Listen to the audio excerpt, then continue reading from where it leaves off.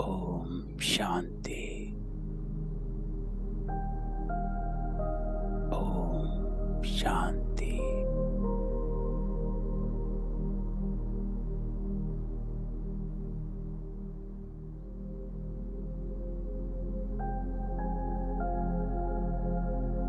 सारा ध्यान समेत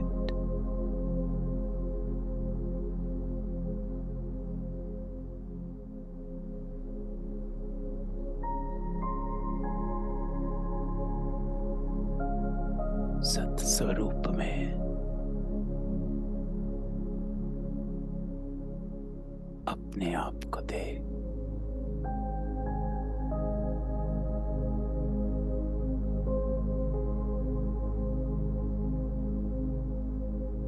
देह से न्यारी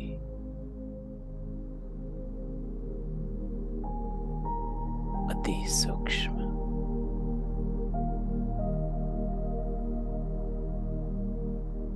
मैं पवित्र आत्मा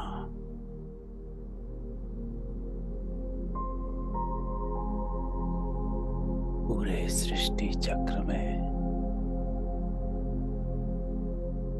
चारों युगों में अपनी यात्रा को देख।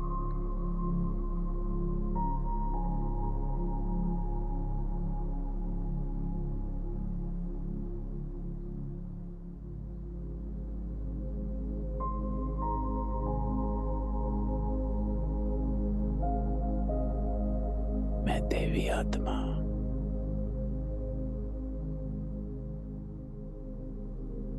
पूरा सृष्टि का चक्र लगा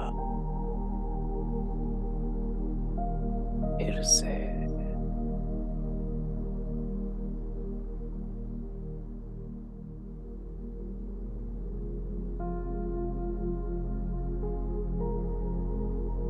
बाबा के पास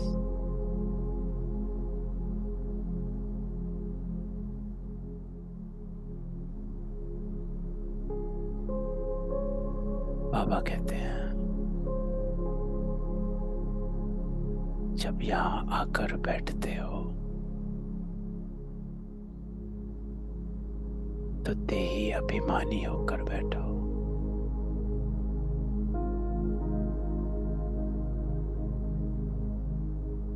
किसकी याद में बैठे हो?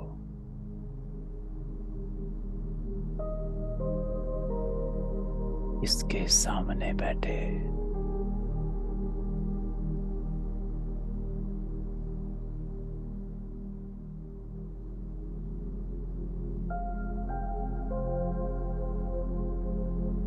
मुख से कुछ नहीं कहना है,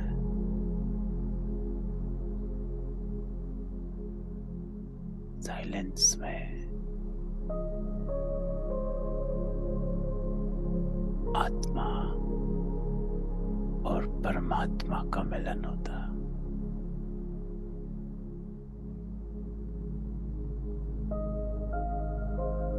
रूहानी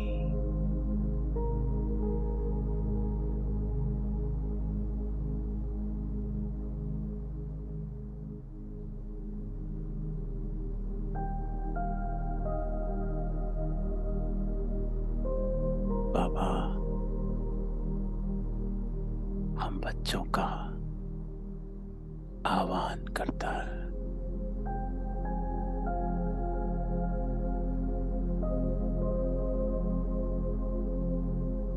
जैसे बाबा हमको देखता है ऐसे अपने आप को देख। मैं बिंदु आत्मा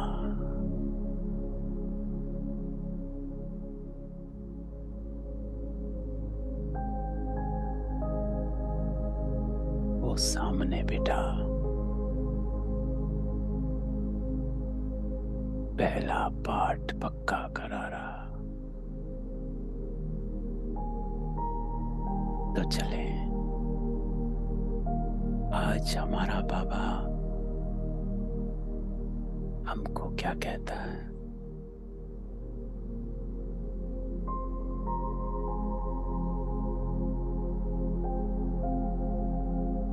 यहाँ की यहीं छोड़ संकल्प समेट ले।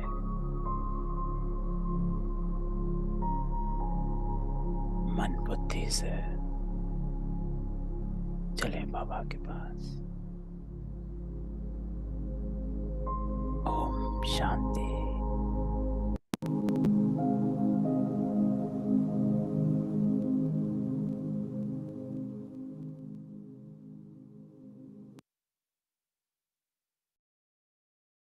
ओम शांति। 27 जनवरी 2023। तो बाबा जब पहली बार ये मुरली कहता है, उसी समय बाबा उन सब बच्चों का आह्वान करता है जो उस मुरली को पढ़ते सुनते हैं। तो बाबा ने जब ये मुरली कही तो हम सबका आह्वान किया कि मेरे बच्चे आएंगे और ये मुरली पढ़ेंगे, सुनेंगे। तो आज बाबा डायरेक्ट हम सबसे बात करता। बाबा कहता है, मीठे बच्चे, पारस बुद्धि बनने के लिए बाप जो समझाते उसे अच्छी तरह से समझना,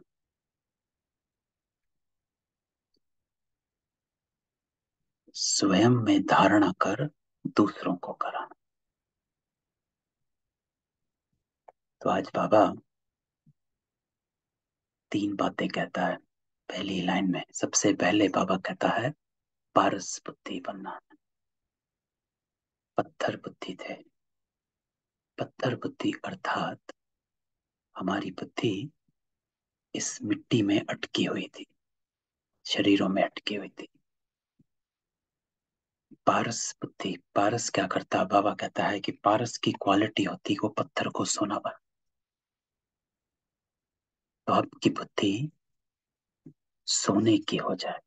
सोना अर्थात शुद्धता का सिंबल, प्योरिटी का सिंबल।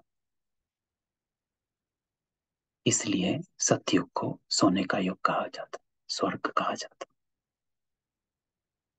तो बाबा कहता पारस बुद्धि बनने के लिए युक्ति क्या? बाबा जो समझाते उसे अच्छी तरह से समझ। अब अच्छी तरह से समझना क्या? तो बाबा की डेफिनेशन है कि अगर अच्छी तरह से समझा अर्थात अपने जीवन में उतार लिया, धारण कर लिया, तय कर लिया, यही करना है, उसे बाबा कहता है अच्छी तरह से समझ लिया कि यही है, यही एक रास्ता है और मुझे पारस बनना। तो बाबा जो समझाते उसे अच्छी तरह से समझना अर्थात हमने पहली होती अवेयरनेस फिर एक्सेप्टेंस। तो हमने एक्सेप्ट कर लिया, धारण कर लिया। स्वीकारना जिसे कहा जाता है कि हम सुनते तो बाबा की मुरली पूरी है, लेकिन स्वीकारी कितनी, यहां बाबा नंबर वार कर देता कि स्वीकारना कितनी हुई। फिर बाबा कहता है अच्छी तरह से समझने का रिजल्ट क्या होगा। अगली लाइन बाबा कहता है स्वयं में धारणा कर दूसरों को कराना। तो अगर अच्छी तरह से समझा है तो एज अ रिजल्ट धारण कर लोगे। धारण करना अर्थात कर्म में लाना।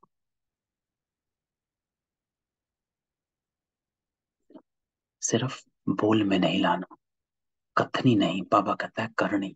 कथनी करनी बराबर। तो स्वयं में धारण करना, कर्म मिला और दूसरों को कराना है। जैसा कर्म हम करेंगे हमें देखकर और करेंगे।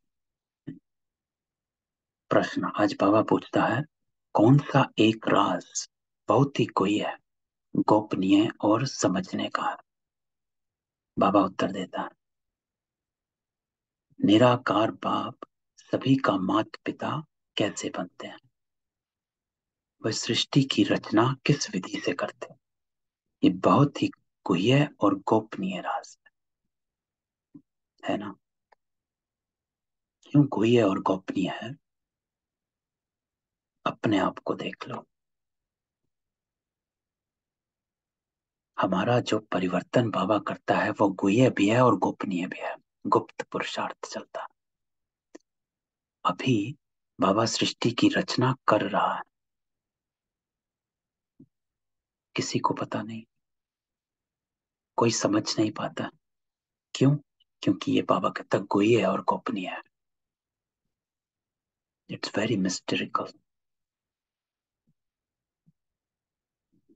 और सिर्फ आप बच्चे जानते हैं, इसलिए आप भी गुह्य और गोपनीय बच्चे हो।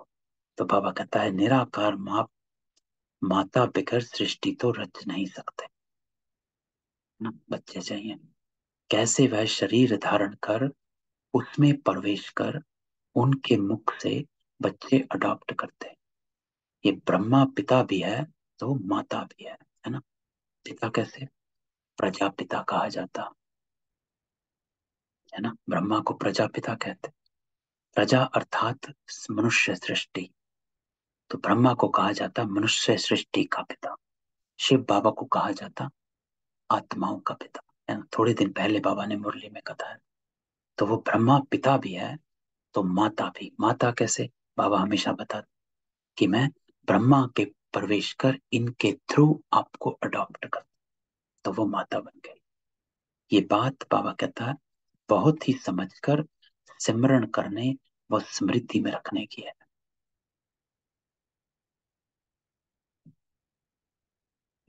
क्यों बाबा कहता है कि ये बहुत ही समझकर सिमरण और स्मृति में रखने की है? क्योंकि बाबा कहता है इस अवेयरनेस से आपको बाप भी याद आता है और दादा भी याद, बाप दादा, ब्रह्मा भी याद आता है और शिव भी याद आता है।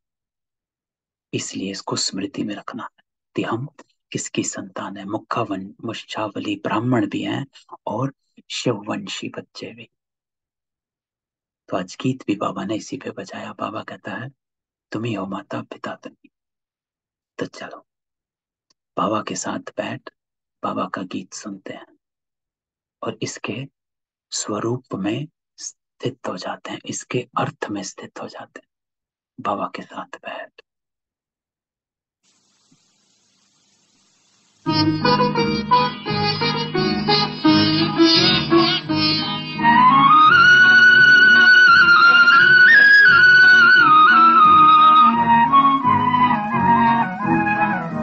तुम ही हो माता पिता, तुम ही हो, तुम ही हो बंधु सखा, तुम ही हो।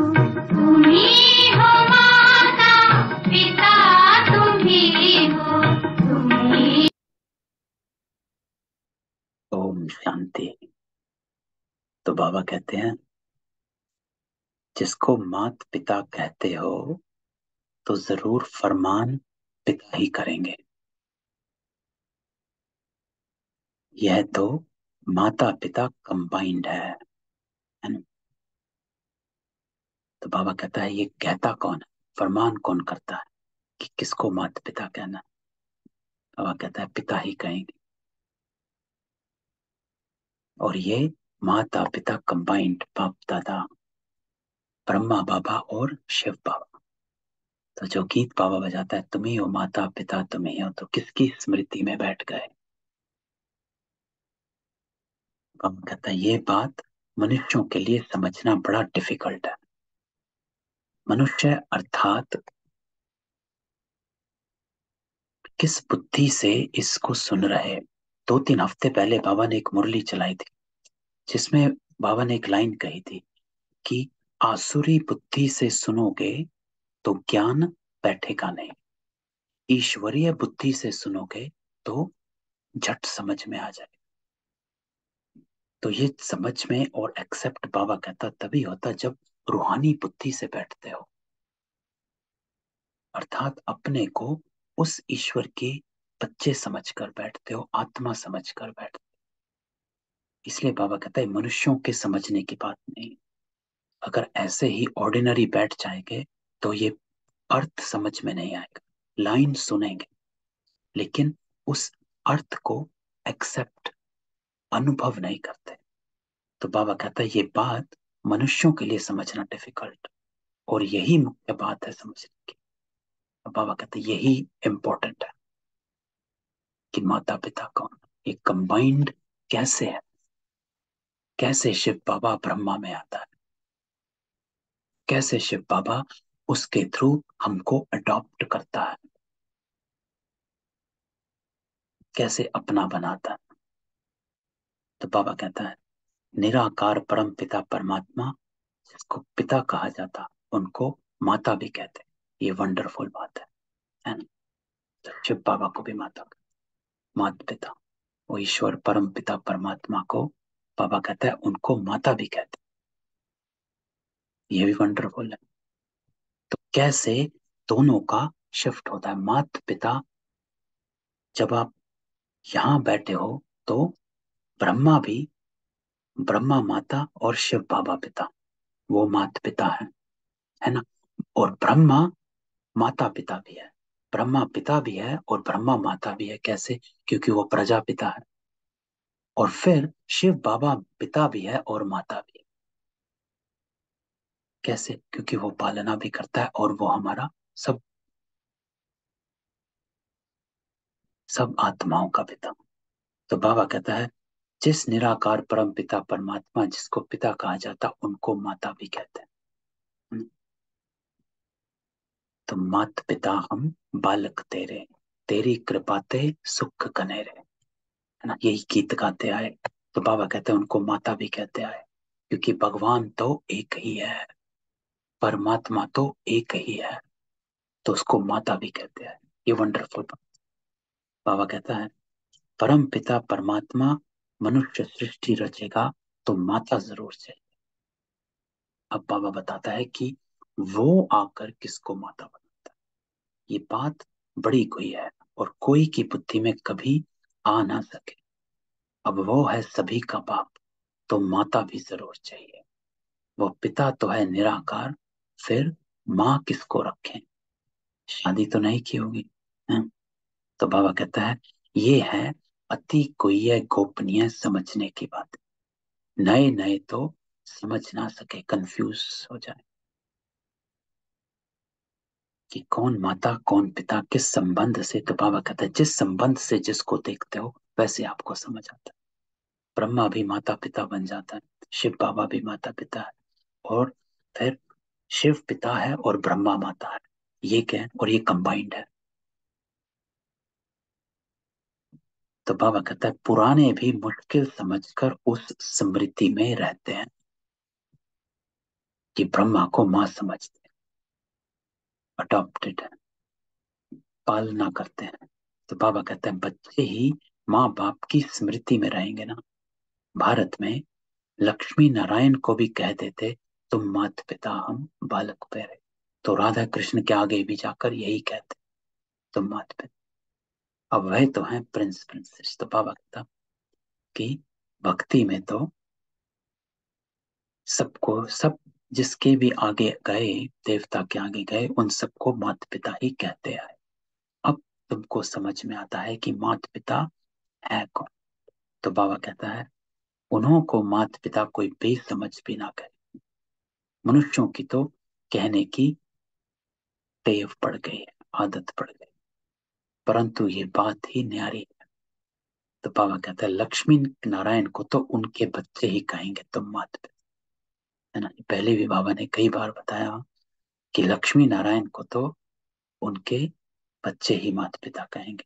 मनुष्य समझते हैं जिसके पास बहुत धन है, महल माड़ियां हैं, वो स्वर्ग में, उन्हों के बच्चे कहेंगे हमारे माँ बाप के पास बहुत सुख है, जरूर आगे जन्म में कुछ अच्छे कर्म किए हैं। तो अब बाबा कर्मों का बताता है कि कर्म जैसे करते हो वैसे पाते हो। तो पिछले जन्म में जो किया वो अल्पकाल के लिए, बाबा कहता है एक जन्म में ऐसा जरूर मिलता है। तो बाबा कहता है अच्छा यह जो गाया जाता है तुम मात पिता हम बालक तेरे, तो परम पिता परमात्मा तो रचना रचयिता तो एक है, जिसके हम बच्चे हैं वो भी निराकार है। हम आत्माएं भी निराकार हैं, परंतु निराकार फिर सृष्टि रचने कैसे? तो आज बाबा क्वेश्चन पूछता कि आप आत्माएं भी निराकार हो, मैं परमात्मा भी निराकार हूं, आप भी आत्मा हो, मैं भी आत्मा, तो ये मनुष्य सृष्टि कैसे रची गई?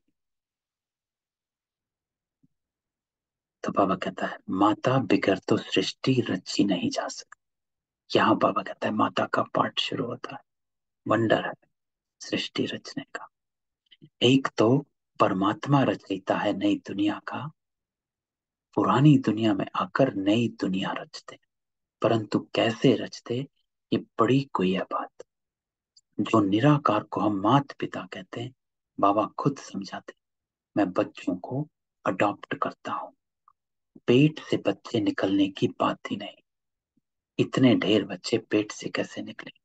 तो इसलिए बाबा कहता है मैं ब्रह्मा मुख वंशावली आपको बनाता हूं, ब्रह्मा रचता हूं, है ना। गीता के तीसरे अध्याय में ये लाइन थी जो मुझे याद आती है कि सृष्टि के आद में ब्रह्मा ने ब्राह्मण रचे, ब्रह्मा ने यज्ञ रचा जिससे ब्राह्मण उत्पन्न हुए। तो बाबा कहता है इतने ढेर बच्चे पेट से नहीं निकलेंगे, तो कहते हैं मैं इस शरीर को धारण कर इनके मुख द्वारा बच्चे अडॉप्ट कर। ये ब्रह्मा पिता भी है और मनुष्य सृष्टि रचने वाला और माता भी है। तो पिता बन गया प्रजापिता, क्योंकि मनुष्य सृष्टि का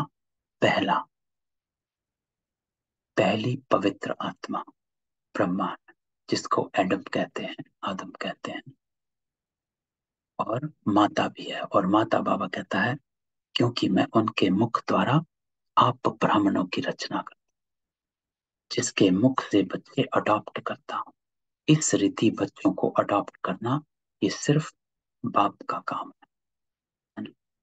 कि कैसे वो ब्रह्मा के तन में प्रवेश कर बच्चों का आह्वान करते हैं और उनको अडॉप्ट करते हैं।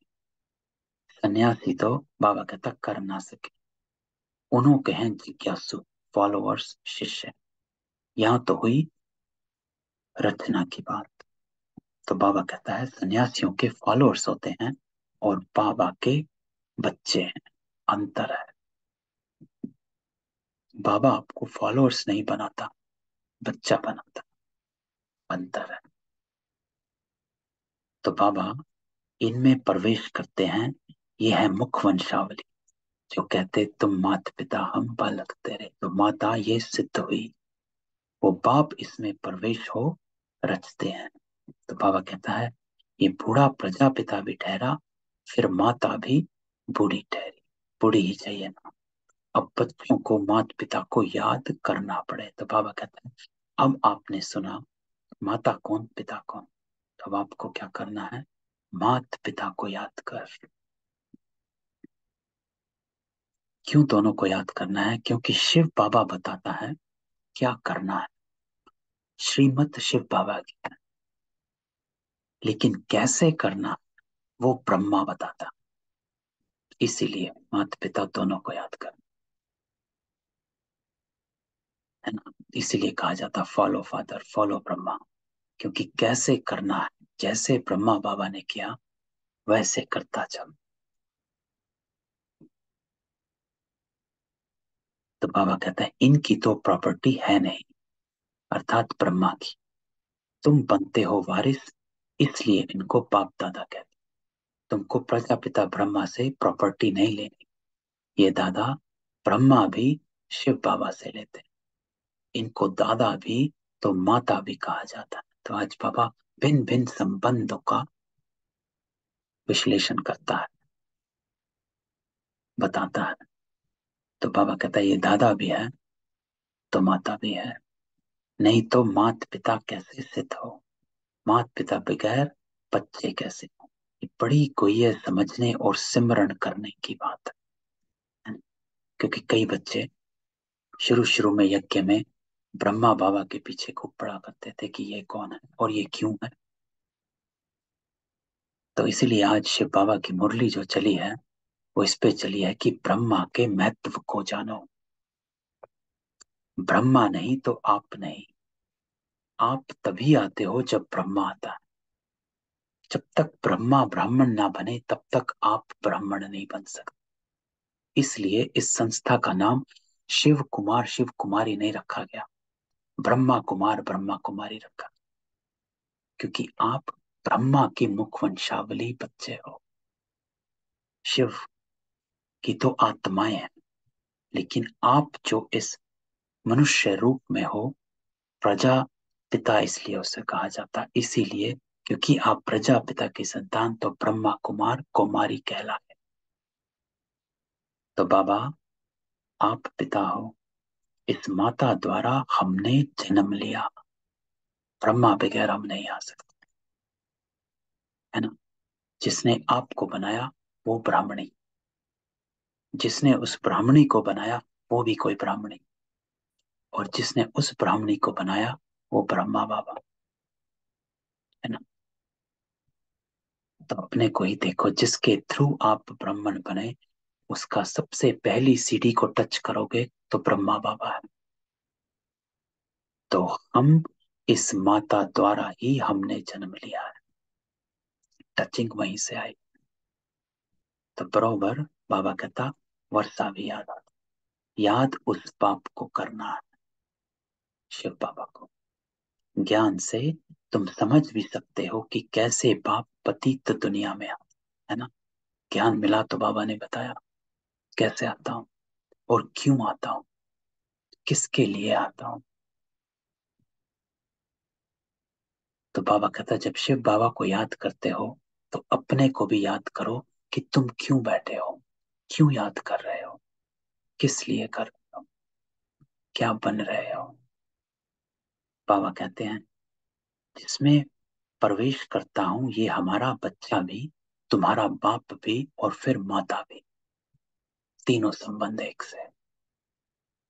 शिव बाबा का बच्चा हमारा बाप भी है, माता भी है और दादा भी है ना? तीनों है। तुम हो गए बच्चे, तो बाप को याद करने से वर्षा मिलता है, माता को याद करने से वर्षा नहीं मिलती। निरंतर उस बाप को याद करना है, शिव बाबा को। बाकी इस शरीर को भूलना, ये ज्ञान की बातें समझने की। तो याद निराकार शिव बाबा को कर, और भूलना बाबा कहता इस शरीर को भूल, इसकी आदतों को भूल। शरीर को भूलने का अर्थ है देह के भान अभिमान अहंकार तीनों से मुक्त हो जाओ, अपनी आदतों से संस्कारों से डिटैच हो जाना। बाबा कहता है बाप पुरानी दुनिया में आकर नई दुनिया रचते, पुरानी को खलास कर देते, नहीं तो कौन खलास करे। बाबा कहता है गाया भी हुआ है शंकर द्वारा पुरानी दुनिया का विनाश, ये ड्रामा में नोट है, इसलिए गायन में भी आता। तुम बच्चे जानते हो हमारे लिए नई राजधानी बन रही है, तो शंकर द्वारा पुरानी दुनिया का विनाश, है ना। बाबा ने संडे की मुरली में जो तीन बातें कही थी, है ना। पहली बात जो बाबा ने कही थी संस्कार परिवर्तन, दूसरा प्रकृति विजय, तीसरा विकारों पर विजय। जो बाबा ने तीसरी बात कही थी विकारों पर विजय, उसकी युक्ति बाबा ने कही थी अशरीरी शंकर द्वारा, उस स्वरूप में आप विकारों पर विजय प्राप्त कर। तो शंकर द्वारा पुरानी दुनिया का विनाश अर्थात शंकर क्या करते हैं, शंकर का रूप है तपस्वी स्वरूप, तपस्वी स्वरूप अर्थात विकारों को विनाश करना। तो पुरानी दुनिया क्या है, एक लाइन बाबा कहता है विकारी दुनिया, आसुरी दुनिया। इसीलिए कहा जाता शंकर द्वारा पुरानी दुनिया का, क्योंकि विकारों का विनाश जब शंकर द्वारा हो जाता तो विकारी दुनिया खत्म हो गई, विकारों का विनाश हो गया, इसीलिए शंकर। तो बाबा कहता है विनाश की फुल तैयारी, तुम इतने ढेर हो, सब राजाई पद पा रहे, नशा चढ़ाता है ना। बाबा कहता है सब राजाई पद पा रहे हो, तुम इतने ढेर हो, ऐसे नहीं, अंधश्रद्धा से मान लिया, है ना। इसीलिए बाबा कहता है ज्ञान समझो और समझाओ, अंधश्रद्धा नहीं, पूरा लॉजिक है। तो बाबा कहता है अंधश्रद्धा से नहीं माना है, दिल से माना है, समझा है, अनुभव किया है। इसीलिए बाबा अनुभव की अथॉरिटी को हाईएस्ट अथॉरिटी कहता है। बाबा हमेशा कहता है कि लेक्चर तो कोई भी दे सकता है, आप हो एक पॉजिटिव थिंकिंग वाला है, वो भी लेक्चर दे देगा, मोटिवेशनल स्पीकर है, वो भी लेक्चर दे देगा। लेकिन जब अनुभव की बात होती है वहां पर वो हल्के पड़ जाते हैं कि अनुभव आप में है। तो अंधश्रद्धा से नहीं मान, अनुभव है, अनुभव किया है, बाबा को पाया है, देखा है। जो ब्रह्मा बाबा कहता था, हमने देखा, हमने पाया, शिव बोला भगवान, कितना मीठा। ये ब्रह्मा बाबा ने शब्द लिखवाए थे, बीच बीच में डलवाते थे, कितना मीठा, कितना प्यारा, शिव भोला भगवान। तो बाबा कहता है कोई ने कहा राम की सीता चुराई गई, सत्य। कोई भी बात ना समझो तो समझने की कोशिश करो। तो बाबा ने कहा कि शास्त्रों में जो लिखा आया सब कुछ सत्य वचन महाराज, सब एज इट इज सच मान लिया गया, क्वेश्चन नहीं पूछा गया। क्यों? क्योंकि भक्ति में डर था, डर रहता। अंधश्रद्धा से क्या होता है, डर पैदा होता। भक्ति कई भक्त करते इसलिए कि डर है, आज पूजा नहीं करेंगे तो ना जाने क्या हो जाए। तो क्वेश्चन भी इसलिए नहीं पूछते हैं, एक डर बैठ जाता। तो बाबा कहता कोई ने कहा राम की सीता चुराई गई, सत्य वचन वाला। कोई भी बात ना समझो तो समझने की कोशिश करो। बाबा कहता है ऐसे मत मानो, पूछो, नहीं समझ में आती तो निमित्त से पूछो, उससे भी नहीं समझ में आती तो किसी और के पास जाओ, वहां से पूछो। लेकिन नहीं तो बाबा कहता है इंपॉर्टेंट बात, बेसमझ के बेसमझ ही रह जाएंगे। ऐसे समझना है, अर्थात गहराई में चले जाओ, डीप में जाना। बाबा हमेशा एक लाइन कहता है जितना गहराई में, जो गहराई में जाता है वो घबराता नहीं। One who goes deeper doesn't get disturbed. तो जितना गहराई में जाएंगे उतना घबराना खत्म हो जाता है। तो बाबा कहता है बेसमझ के बेसमझ नहीं रहना है, समझो, समझने की कोशिश करो, पूछो। भक्ति मार्ग में तो बाबा कहता अल्पकाल का सुख मिलता, उसका फल उस ही जन्म में व दूसरे जन्म में अल्पकाल के लिए मिल जाता। तीर्थ यात्रा पर जाते कुछ समय तो पवित्र रहते, पाप नहीं करते, दान पुण्य भी करते, इसको काग विष्ठा के समान सुख कहा जाता। तो बाबा कहता है ये तुम बच्चे ही समझ सकते हो, क्योंकि तुम बंदर से बदल मंदिर लायक बने हो, बन रहे हैं, है ना। मंदिर लायक बन रहे बाबा। मंदिर में क्या होता है, कैसे हम कहें कि हम मंदिर लायक बन रहे। देखो मंदिर में जब हम जाते हैं तो क्यों वहां पर शांति, वाइब्रेशंस होते हैं। मंदिर लायक बन रहे अर्थात आपसे वाइब्रेशंस कौन से निकल रहे हैं। तो सारा दिन इस बात पर अटेंशन होनी चाहिए कि मुझसे वाइब्रेशन कौन से निकल रहे हैं। तो बाबा कहता है सतयुग में तुम पारस बुद्धि थे, क्योंकि पारसनाथिनी का राज्य था, सोने के महल थे। अब तो पत्थर ही पत्थर है। पारस बुद्धि से पत्थर बुद्धि कौन बना? 5 विकार रूपी रावण। तो बाबा कहता है जब सब पत्थर बुद्धि बन पड़ते, तभी फिर पारस बुद्धि बनाने वाला बाबा आता है। तो सब पत्थर बुद्धि बने हुए हैं, भटके हुए हैं। बाबा कहता है कितना सहज समझकर समझाते हैं, बीज और झाड़। बस बाबा कहता है मनुष्य सृष्टि के बीज रूप को जान, और ये सृष्टि का चक्र कैसे चलता है, ये झाड़ पहले पहले कौन आया और पहले पहले कौन जाते, इस झाड़ को समझ। बाकी डिटेल तो बाबा कहता समझाते रहते हैं, समझाते रहेंगे। नटशेल में कहते हैं बाप को याद करो, है ना। बीज अर्थात बाबा को याद कर, झाड़ अर्थात स्वदर्शन चक्र, अपना चक्र फैलाओ, अपने को देखो, स्व का दर्शन करो। किससे?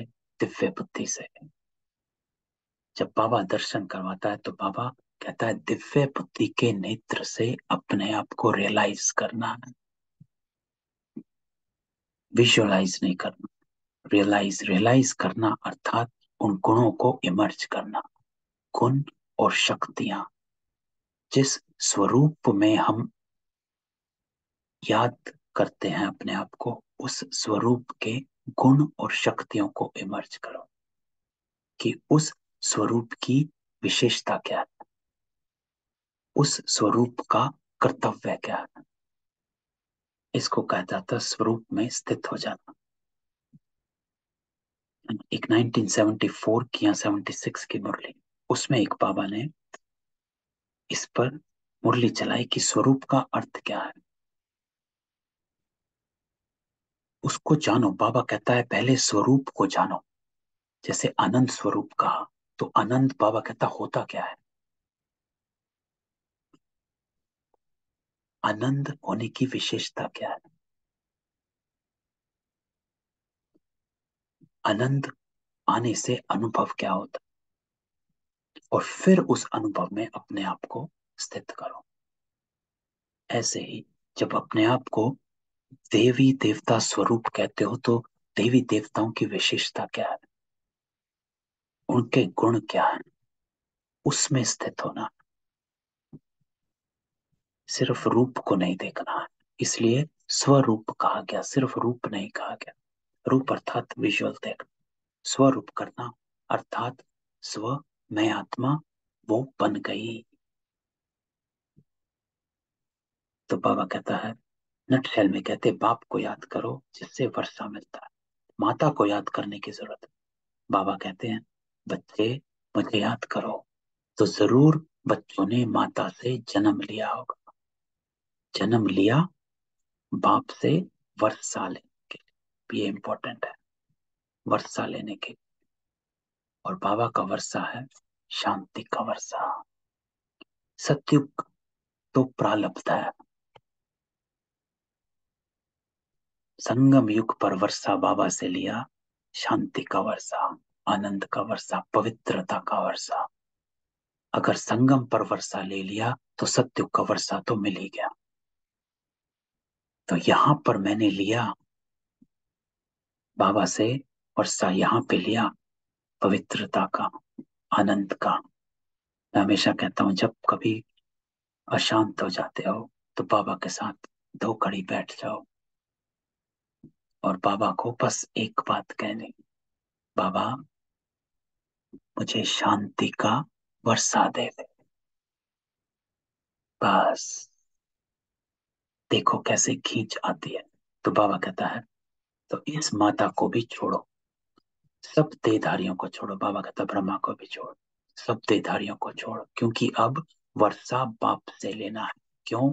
शांति का सागर कौन, ज्ञान का सागर कौन, पवित्रता का सागर कौन, सर्वशक्तिमान कौन, किससे लोगे, किसमें नदियां जो हैं कहाँ समाती हैं? सागर में। तो उस सागर में समा जाना, ये है बाबा से वर्षा लेना। अर्थात देह सहित देह के सब संबंध भूल, डिटैच करो, अपने को हल्का करना है बस। अब हमारी जो यात्रा है वो हल्का करने की है ना। अगर ट्रेन जा रही हो, आपके हाथ में 3 सूटकेस हो, तो आप क्या करेंगे? या तो ट्रेन छूट जाएगी या सूटकेस छोड़ने पड़ते हैं। तो डिपेंड करता है प्रायोरिटी क्या है। जिसकी प्रायोरिटी है ट्रेन पकड़ने की, वो सूटकेस फेंक देगा। जिसकी प्रायोरिटी है सूटकेस बचाने की, वो ट्रेन छोड़ देगा। तो बाबा कहता है आप पर, कि जितना बोझा अभी अपने पर संभाल कर रखोगे, तो बाद में वही बोझा बाबा क्या कहता है, भरी ढोएंगे।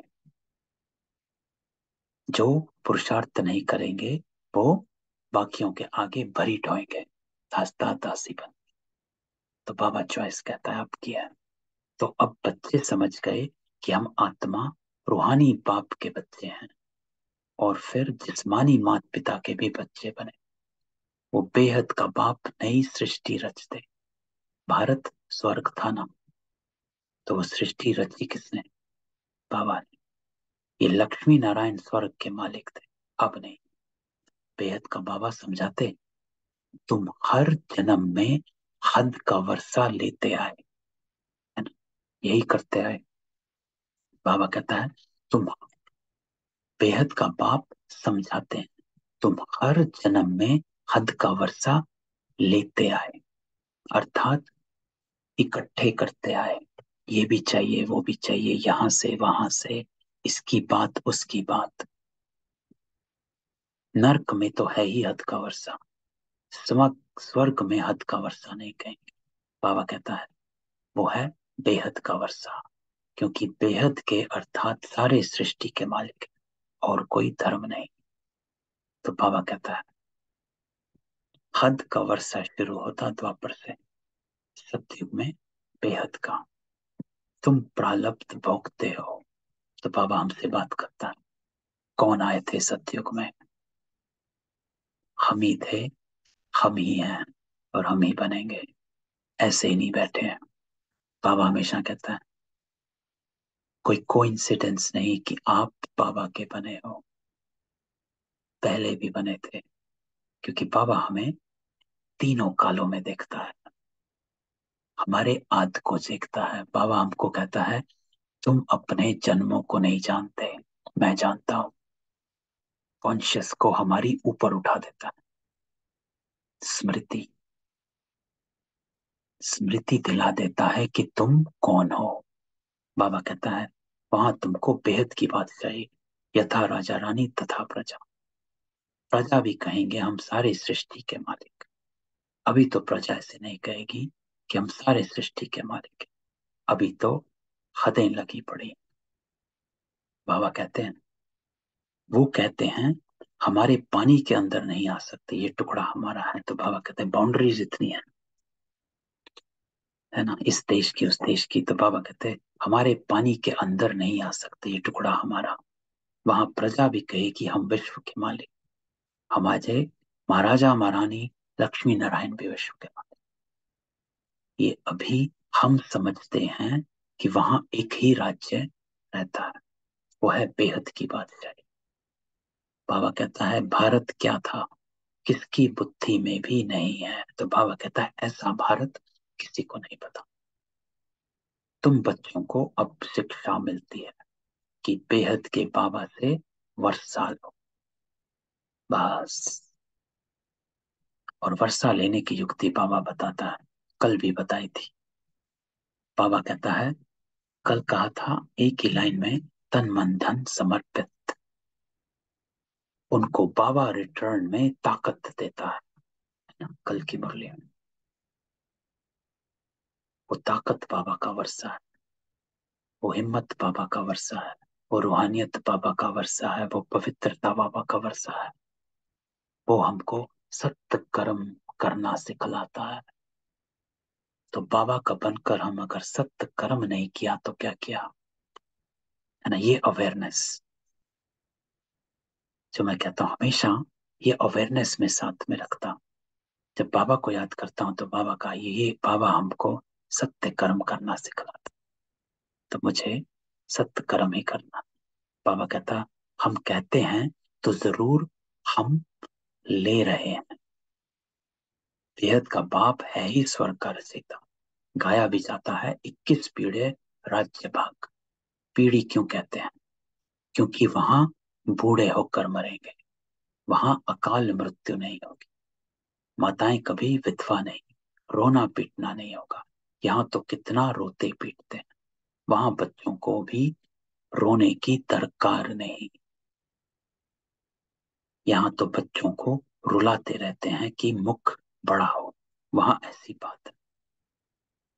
तो एक गुण बाबा यहाँ बताता है कि देवता कभी रोते नहीं, तो कभी रोना नहीं। तो बाबा कहता है कभी रोना नहीं, ये रोने का संस्कार सतयुग में नहीं है, तो मुझे ये संस्कार को खत्म करना। वहां रोने की दरकार नहीं। तो आज हमें यहाँ रोना नहीं, रोए तो अर्थात हमारा संस्कार अभी भी है, तो इस संस्कार पर विजय पानी है। तो बाबा कहता है ये तो सब बच्चे समझते कि हम अभी बेहद के बाबा से कल्प पहले मिसल वर्ष साले ले रहे हैं। तो बाबा कहते पहली बार नहीं, कई बार आए हो और भी कई बार आएंगे, हर बार ऐसे ही आप बनेंगे। 84 जन्म पूरे हुए, अब जाना है। बाबा कहता है निरंतर बाप और वर्षे को याद करने से विकर्म विनाश होंगे, है ना। क्योंकि जितना हम याद में रहते हैं, हमारे ईश्वरीय संस्कार जो हैं इमर्ज रहते हैं, उसे कहा जाता है याद में रहना। अर्थात स्मृति स्वरूप रहे, अवेयरनेस में रहे कि मैं कौन हूं। इसको कहा जाता है यथार्थ याद, है ना। 2-3 हफ्ते अव्यक्त मुरली बाबा ने चलाई थी, जिसपे बाबा ने यथार्थ याद का आंसर दिया था। जो बाबा ने कहा था यथार्थ याद अर्थात कर्मातीत, कर्मयोगी। तो अगर मैं बाबा की याद में रहकर कर्म नहीं कर रहा, अर्थात मैं यथार्थ याद नहीं। तो बाबा और वर्षे को याद करने से विकर्म विनाश कब होते हैं, जब मैं अपने कर्मों को उन ईश्वरीय संस्कारों से करता, एलिवेट होकर करता हूं, कॉन्शियसनेस ऊपर उठाकर करता हूं।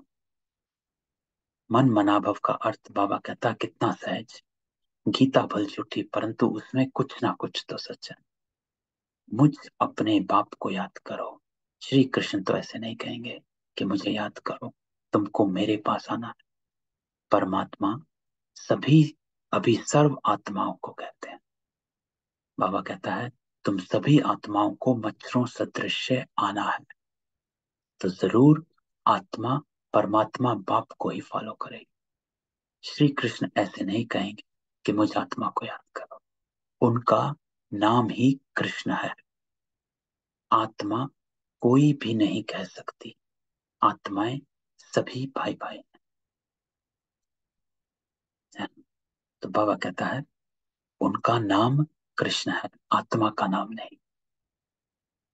जो कृष्ण ने कहा वो कहता है ऐसे नहीं कहेंगे कि मुझ आत्मा को याद करो। क्यों? क्योंकि वो श्री कृष्ण बाबा कहते हैं उनका नाम, उस शरीर का नाम है। इसलिए वो नहीं कह सकते कि मुझ आत्मा को याद करो। आत्मा बाबा कहता कोई भी नहीं कह सकते, आत्मा है सभी भाई भाई। ये तो बाबा कहते हैं मैं निराकार हूं, मुझ परम आत्मा का नाम है शिव। एक ही बाबा हमेशा बताते हैं, एक ही आत्मा है इस पूरी सृष्टि में जिसका नाम शिव है। बाकी सभी आत्माओं के नाम उनके शरीरों पर पड़ते हैं। आपका नाम भी आपके शरीरों पर पड़ता है। तो बाबा कहता है मैं ही हूं और मुझ परम आत्मा का नाम है शिव। उस आत्मा का नाम श्री कृष्ण नहीं। तो बाबा क्लियर करता है। तो श्री कृष्ण, बाबा कहता कैसे कहेंगे, उनको तो शरीर। यहीं पर बाबा क्लियर कर देता है। तो शिव बाबा को तो अपना शरीर है नहीं। शिव बाबा कहते हैं बच्चे, तुम्हें भी पहले अपना शरीर नहीं था, तुम आत्मा निराकार थी, फिर शरीर लिया। अब तुमको ड्रामा के आदि मध्य अंत की स्मृति आई। बाप सृष्टि कैसे, कब और क्यों रचते, सृष्टि तो है ना, गायन भी है ब्रह्मा द्वारा नई सृष्टि की रचना की, है ना। गीता में जो एक श्लोक अभी हमने सुना है, तो जरूर पुरानी सृष्टि से ही नई सृष्टि की रचना करते हो। कहते भी हैं मनुष्य से देवता बना। इस लाइन में बाबा कहता है सार है। कौन सी लाइन में? मनुष्य से देवता बना। मनुष्य से देवता बनाया। मनुष्य कहाँ होते हैं? पुरानी सृष्टि। तो बाबा कहता है ऐसे ही देवता उत्पन्न नहीं होगा सतयुग में, मनुष्य से देवता बना। अर्थात पुरानी सृष्टि को ही बदलकर नया किया, अर्थात मनुष्यों को ही बदलकर देवता बनाया। तो बाबा कहता है आप ही हो जो बन रहे। बाबा कहते हैं मैं तुमको इस पढ़ाई से, मनुष्य से देवता बनाता हूं। तो क्यों बैठे हो, है ना। बाबा हमेशा ये हमको अटेंशन खिंचवाता है। क्यों बैठे हो? सवेरे सवेरे सभी बैठे, बाकी आत्माएं सो रही हैं, आप क्यों बैठे हो? क्योंकि बाबा देवता बना, पवित्र बना रहा। हम सतो प्रधान पवित्र आत्माएं थी। ये स्मृति आती है। हमारी पवित्रता गुम हो गई थी, वो हमें वापस लेनी है बस। मुझे अपनी पवित्रता वापस लेनी है। मुझे सतो प्रधान बनना है। ये एक ख्याल बस बाबा कहता है ये ओना लगा रहना चाहिए कि मुझे बनना है बस। पूज्य देवता थे, फिर पुजारी बन गए। मनुष्य तो समझते नहीं कि 84 जन्म कैसे लेते। क्या सभी 84 जन्म लेंगे? सृष्टि वृद्धि को प्राप्त करती रहती है, तो सभी कैसे 84 जन्म, है ना? तो सभी तो ले नहीं सकते। क्यों? अगर सभी 84 जन्म लें, बाबा कहता है, तो ये जो बाबा ने लाइन की, सृष्टि वृद्धि को प्राप्त करती रहती है। अर्थात सतयुग में भी इतने मनुष्य होने चाहिए जितने आज हैं। आज कितने? 840 करोड़ आत्माएं हैं। तो सतयुग में तो 840 करोड़ होते नहीं। तो बाबा कहता है क्योंकि सृष्टि वृद्धि को प्राप्त करती है, तो सभी 84 जन्म ले कैसे सकते हैं? तो सब अपने अपने टाइम पर आएंगे, है ना। जरूर जो पीछे आएंगे उनके जन्म कम होंगे, है ना। तो एक साथ तो सारी आत्माएं नहीं उतरती हैं नीचे, सब अपने टाइम पर उतर। तो बाबा कहता है 25-50 वर्ष के अंदर 84 जन्म लेंगे कैसे? ये है स्वदर्शन चक्र। उन्होंने फिर स्वदर्शन चक्र को एक हथियार का रूप बना दिया। तो बाबा कहता है इसको स्वदर्शन चक्र कहा जाता है। 84 के चक्र को, आपके वर्णों को, उस स्मृति को याद करने को स्वदर्शन चक्र कहा जाता है। हम सो देवता, देवता सो क्षत्रिय, क्षत्रिय सो वैश्य, सो शूद्र, सो ब्राह्मण, सो देवता। इसको स्वदर्शन चक्र कहा जाता। पूरे सृष्टि चक्र में चारों युगों में अपने आप को याद करना, इसको कहा जाता स्व का दर्शन कर। अब तुम आत्माओं को यह स्मृति आई कि हमने 84 जन्म ऐसे ऐसे हो गए। अभी ये चक्र पूरा होता है, फिर से ड्रामा को रिपीट करना है। तो ये जो चक्र है इसको स्वदर्शन चक्र कहते। अपने आप को देखो। पहले पहले आदि सनातन देवी देवता धर्म जरूर चाहिए, जो प्रायलोप हो गया। तो बाबा कहते हैं, मनुष्य कहते हे गॉडफादर रहम करो। तो बाबा कहते हैं, अच्छा, तुमको दुख से लिबरेट कर सुखी बनाता हूं। बाप का काम ही है सबको सुखी बना। इसलिए बाबा कहते, मैं कल्प कल्प आता हूं, आकर भारत को हीरे जैसा बहुत सुखी बना, बाकी सबको मुक्ति धाम भेज देता हूं, है ना। कल बाबा ने एक लाइन यूज करी थी, मुक्ति और जीवन मुक्ति पर, है ना। तो बाबा ने कहा था, आपका जीवन मुक्ति पावन हो, बाकी आत्माएं मुक्ति पावन है ना। तो बाबा ने कल पावन की डेफिनेशन बताई थी कि हम कैसे जीवन मुक्ति पावन है, क्योंकि पावन तो मुक्ति धाम में सब है, लेकिन आप जीवन मुक्ति पावन हो। तो बाबा कहता है, बाकी सबको मुक्ति धाम भेज देता।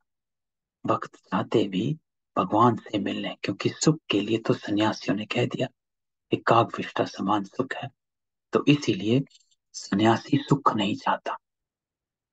तो यहां पर बाबा क्लियर करता है कि कभी भी कोई सन्यासी सुख नहीं चाहता, शांति चाहता है। और बाकियों को भी बाबा, भक्त भी चाहते हैं शांति, क्योंकि भक्तों को शास्त्रों में सब में कह दिया गया कि सुख कागविष्टा समान। तो भक्त भी शांति चाहते हैं, लेकिन आप आत्माएं, बाबा कहता, वो हो जो सुख शांति दोनों चाहती है। तो सुख आत्मा शरीर में ही भोग सकती है। तो अगर हमको सुख चाहिए, सुख शांति चाहिए, तो हम, इसीलिए हम सतयुग में आते। तो बाबा कहता है कि सन्यासी कहते एकाग विष्टा समान, और दूसरा फिर कहते इस ड्रामा के खेल में फिर आए ही नहीं, मोक्ष को पाले, है ना। कल भी बाबा ने कहा था मोक्ष का, तो मोक्ष तो किसी को मिलता नहीं। तो बाबा कहता अब मोक्ष तो मिलना नहीं। क्यों? क्योंकि ये बना बनाया ड्रामा है, अर्थात सभी को नीचे आना है।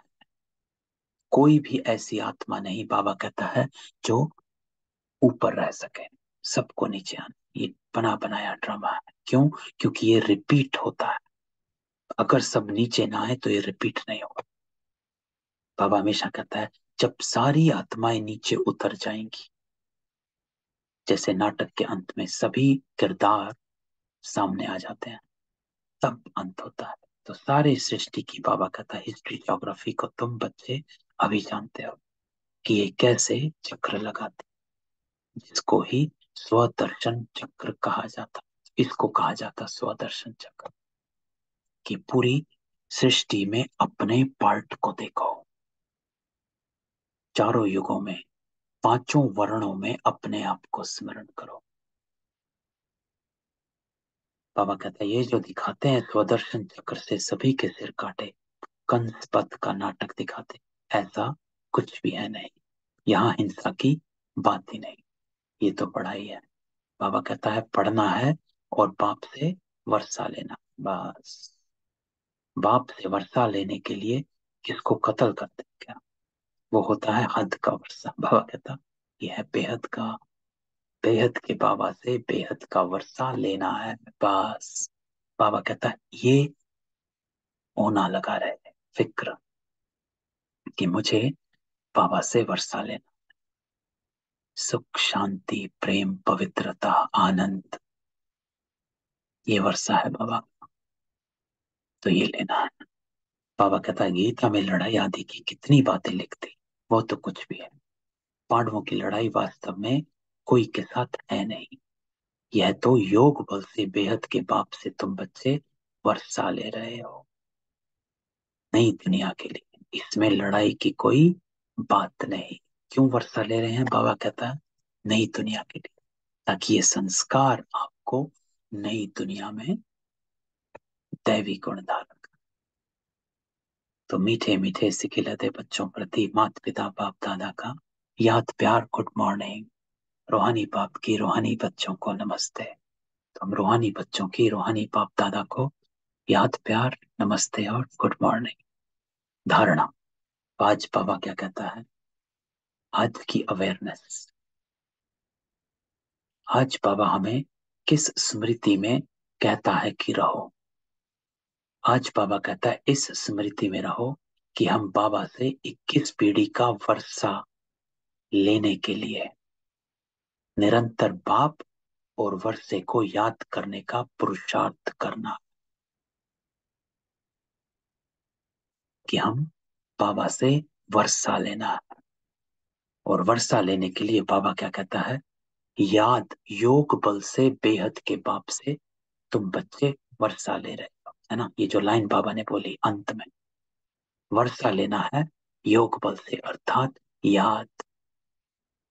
तो 21 पीढ़ी का वर्षा लेना तो निरंतर बाप और वर्षे को याद करने का पुरुषार्थ करना, किसी भी दिलधारी को याद नहीं करना, हर तरफ से अपने को हल्का करना, डिटैच।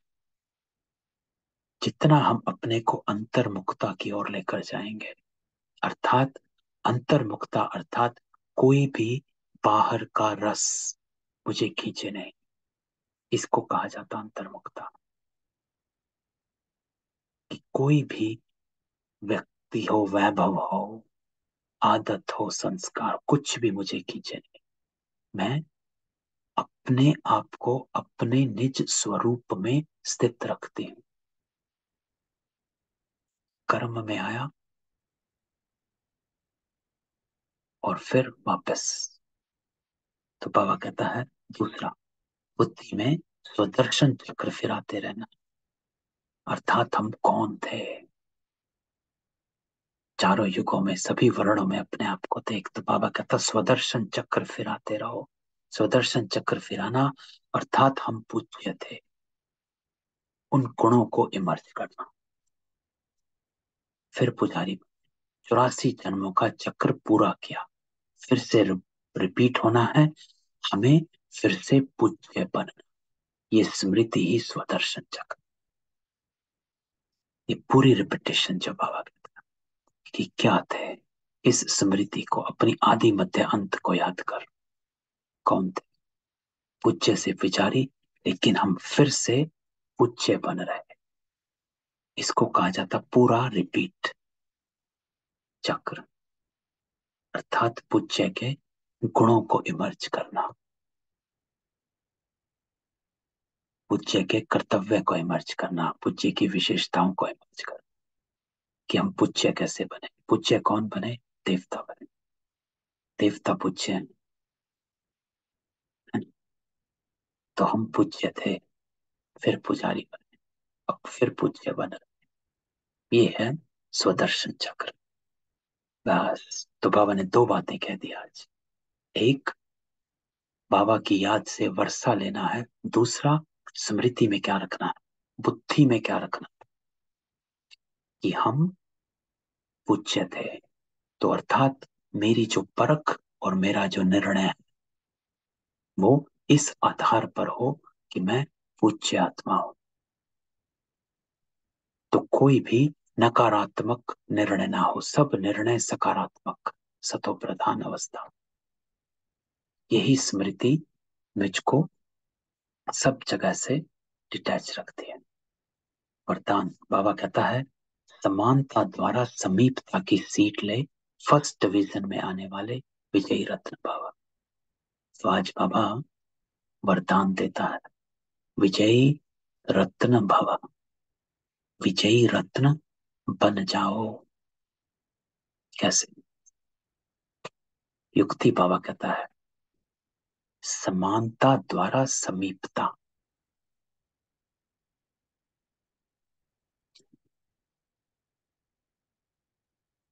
तो पहले बाबा कहता है, समान, जितने समान बनोगे उतने समीप आओगे। लेकिन समान से पहले क्या होता, समर्पणता। जितनी समर्पणता होगी उतनी संपन्नता होगी, है ना। क्योंकि जितना हम बुद्धि से समर्पण करते हैं अपने आप को, उतनी हमें प्राप्ति होती है, संपन्नता होती है। और जितनी संपन्नता उतनी समानता, और जितनी समानता बाबा कहता उतनी समीपता। समाप्तता द्वारा समीपता की सीख ले। बाबा के समीप हो जाओ, इतना समीप की कंबाइंड हो जाए। तो बाबा कहता है समय की समीपता के साथ साथ अब स्वयं को बाप के समान बनाओ। संकल्प समान कैसे बनाना है? तो बाबा कहता है संकल्प, बोल, कर्म और संस्कार और सेवा सब में बाप जैसे समान बनना, अर्थात समीप आना। जितना समान बनेंगे उतना बाबा के करीब आते। बाबा कहता है स्वयं को बाबा के समान बनाओ, अर्थात संकल्प, बोल, कर्म, संस्कार बाबा जैसे वो तभी हो सकते जब हम समर्पण में हो जाते हैं। जब बुद्धि से समर्पण में हो जाते हैं तो हमारे, अर्थात बुद्धि कहीं और हमें खींच नहीं रही, तो हमारे संकल्प भी बाप समान, बोल भी बाप समान, कर्म क्योंकि कोई और खींच नहीं है। बोल में अगर कहीं और खींच होती है तो हमारे बोल में देही देहपन आ जाता है। तो अगर हमें अपने आप को दैहिक रखना है, आत्मिक रखना है, तो समर्पण में। तो समर्पणता संपन्नता लाती है, संपन्नता समानता, और समानता बाबा कहता समीपता। तो हर संकल्प में बाप के साथ का, सहयोग का, स्नेह का अनुभव करो। तो बाबा हमेशा बताता है बाबा साथी उसी का बनता है जो साक्षी होता है। जब तक साक्षी नहीं हुए बाबा साथी नहीं बनता। अगर यहाँ अटके रहते हैं तो बाबा साथी नहीं बन पाता। बाबा का साथी बनना अर्थात आपने श्रीमत का हाथ पकड़ लिया, और श्रीमत का हाथ तभी पकड़ सकते जब हम अपने को हर जगह से डिटैच कर लेते हैं, साक्षी हो जाते हैं, अटकते नहीं है। तो हर संकल्प में बाबा के साथ का, सहयोग का, स्नेह का अनुभव करो। सदा बाप के साथ और हाथ में हाथ की अनुभूति करो। ब्यूटीफुल। बाबा साथ है, हाथ में हाथ है। तो इमेजिन बाबा अगर साथ है तो और किसको पकड़ सकते हो? पकड़ सकते किसी का हाथ, किसी देहधारी का हाथ, वो संकल्प। बाबा आपके सामने और आप किसी और के बारे में सोच, हो नहीं सकता। तो सदा बाबा के साथ और हाथ में हाथ की अनुभूति करो, तो फर्स्ट विजन में आ जाएंगे। बाबा कहता है निरंतर याद और संपूर्ण स्नेह एक बाप से हो तो यह है युक्ति। निरंतर याद और संपूर्ण स्नेह, जिसकी स्नेह में समाये हुए होते हो, तो जिसके स्नेही होते हो तो उसके स्नेह में आप जो वो चाहता वैसे कर्म करते। तो संपूर्ण स्नेह एक बाप से, अर्थात कहीं और नहीं। तो विजय माला के विजयी रत्न बन जाएंगे। तो बाबा आज एक युक्ति देता, इस वरदान की एक एक लाइन में पावरफुल डीपनेस है ना? तो निरंतर याद और संपूर्ण स्नेह एक बाप से हो। बाबा कहता अभी भी चांस है, टू लेट का बोर्ड नहीं लगा है। तो लास्ट सो फास्ट, अरे एकदम रॉकेट की तरह फर्स्ट विजन में पहुंच जाएंगे, सत्युग में आएंगे। बाबा के साथ हैं, साथ के थे, साथ के हैं और साथ के रहेंगे। एक साथ आना है ना? विजयी माला के विजयी रत्न बन जाना। बाबा की समीपता का, साथ का, सहयोग का, स्नेह का हर अनुभव अपने हाथ, हाथ में हाथ। लोगन, तो बाबा कहता है सुख दाता बन, अनेक आत्माओं को दुख अशांति से मुक्त करने की सेवा करने ही सुख देव बनना है ना? बाबा हमेशा कहता है सुख देव के बच्चे हो, मास्टर सुख देवात्मा। अर्थात आपसे सबको सुख की ही वाइब्रेशंस आए, अनुभूति आए, ऐसा। तो जब सुख स्वरूप होता है तो क्या है कि मैं, आई एम अ बीइंग। तो जब आप वो बन जाते हैं, जैसे पानी का जो मूल रूप होता है शांत शीतल होता है, शीतलता। कहीं कुछ जल गया, हाथ लग गया, ये हो गया, तुरंत कहते पानी में हाथ डालो। क्यों? क्योंकि उसका स्वरूप क्या है? शीतलता। तो ऐसे ही बाबा कहता है आपका स्वरूप हो सुखदाता, कि आपके पास कोई भी आए, कितना भी भयभीत होकर आए, या कंफ्यूज्ड होकर आए, या झगड़ा कर आए, कैसे भी आए, लेकिन आपसे सुख की ही वाइब्रेशन।